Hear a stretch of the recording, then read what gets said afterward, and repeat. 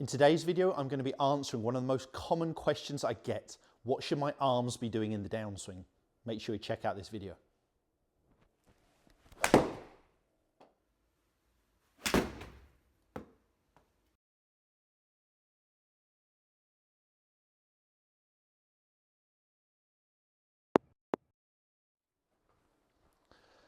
So what we're going to be discussing, as I mentioned there, is what the arms should be doing at the start of the downswing. But I'm actually going to talk about the whole movement, what our body should be doing, because it's really linked to what our arms are doing.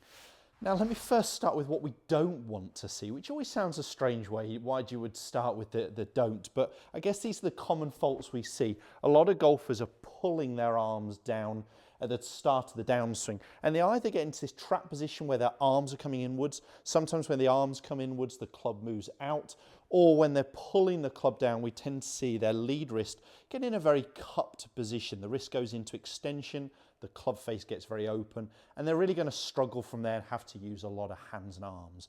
What we want to see is a body-dominated movement, whereas we start our downswing, the two things we should be getting out of our body should be a downward pressure into our lead foot as we start our downswing. So some feeling of pushing down into our lead foot. That's my left foot for me as a right-handed golfer. And our body should feel like it's starting to unwind.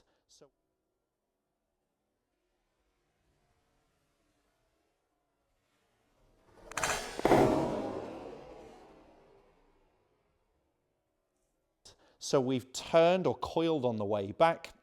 We're starting to feel like we actually return back to about our start position. So our body is starting to rotate towards the target. What should our arms be doing?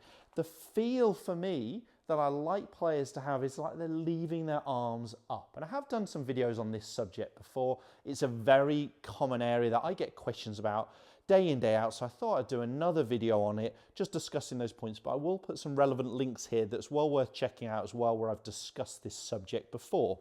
So I want to get that sensation of almost leaving my arms up as my pressure is moving down into my lead side and my body is starting to unwind. Now, of course, my arms will not stay up. The club is dropping, but you'll almost get that feel that the club is starting to shallow out, so starting to drop a little bit more behind you. Definitely something I need more in my golf swing. And I've got for you, I think, one of the best exercises you can do to really help this movement.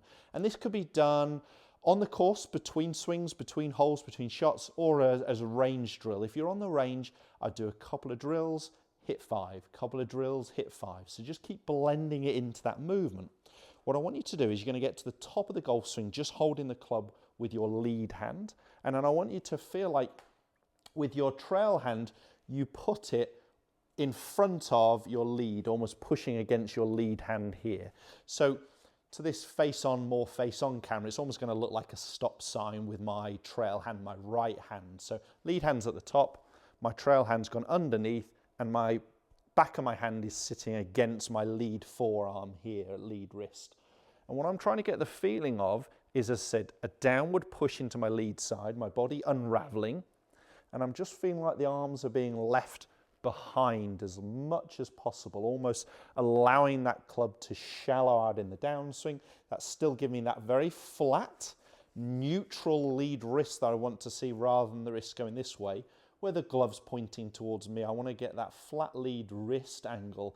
It's a key we see with the majority of elite golfers is their wrist pretty flat neutral, or maybe in flexion here. What we don't see a lot of good players getting in the downswing is an extension wrist, where it almost looks into this cupped position. So I'm trying to just feel like the club stays behind, okay? My lead arm is working down and in front of my chest, so it's working a little bit out in front of me. The club is starting to shallow behind me. And I've done videos talking about the arms moving a little bit out to allow the club to shallow. Now, there's a difference between a little out and obviously too far out. So I've done videos talking about the players who get their arms too far in front of them. But this sensation, as your body unwinds and the arms fall, the lead arm works down in front of you. I've still got some flex, some bend here in the trail elbow, which is what I love to see, into that delivery stage. So my lead arm is nice and straight out in front of me, neutral wrist, my trail elbow is still flexed and it's moved in front of my trail hip. That's a great delivery position to get into. So wind up, focus on the lower body movement. Downward push as our body unwinds, feeling like I leave my arms up. Now, how could I take that into a golf swing feel? How could I take that to the golf course? That's the big question. I would say to golfers, rather than, and we definitely can focus on the lower body, I tend to get better results asking people to feel like they leave their upper body back. Now that might be the sensation that they leave their back facing the target a little longer. Maybe the feeling that they leave their arms up, or they may get the sensation there's almost waiting for the club to drop before they start their downswing.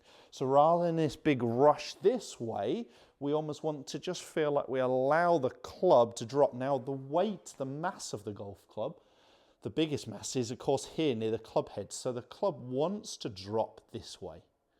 We are putting pressure here when we're getting that shaft too steep. So we're almost trying to feel like we take that pressure, that tension out of our arms and allow the club to shallow a little bit in that transition.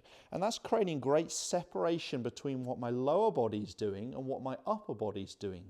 That X factor stretch is a massive, massive power source that we really want to utilize. So I'm just going to get the feel. I'm almost going to wait for it at the top, even if there's a little pause. I'm just going to get that sensation of allowing my arms to drop as my lower body starts to unwind. May do a little pause.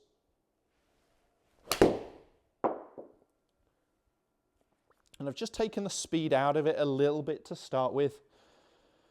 Get that feeling of the club dropping behind you, almost the arms staying up, as my lower body starts to unravel and the pressure goes down into my lead side. Now I really felt that was pretty slow. It still actually finished very close to the pin that's out there at 165.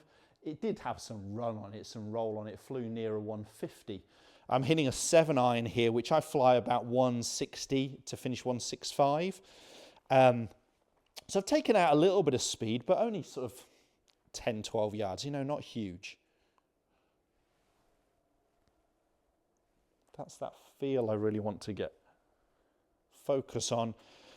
Well, it may be for you the lower body. It may be the feel of waiting with your upper body, not being in a rush to hit that golf ball with your upper body. Put a little bit more speed into that one. But again, got that sensation there was a weight and then there was the speed more into impact. And you can see much bigger distance on that one. I actually flew that, so it was a 7-iron, it pitched over the green there, so that was longer for me at 174. As I said, I fly this about 165, so that is 10 yards longer, and it felt slower.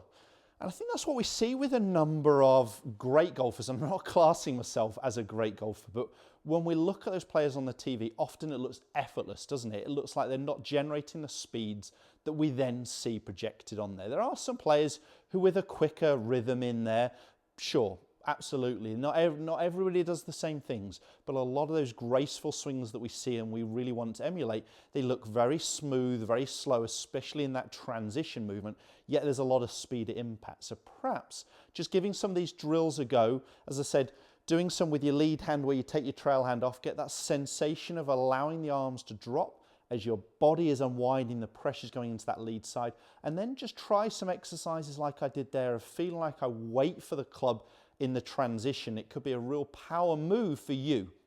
If that video has helped, as I mentioned at the start, please hit the thumbs up, share it with as many golfers as you can, and don't forget to subscribe. Cheers guys, I'll see you next time.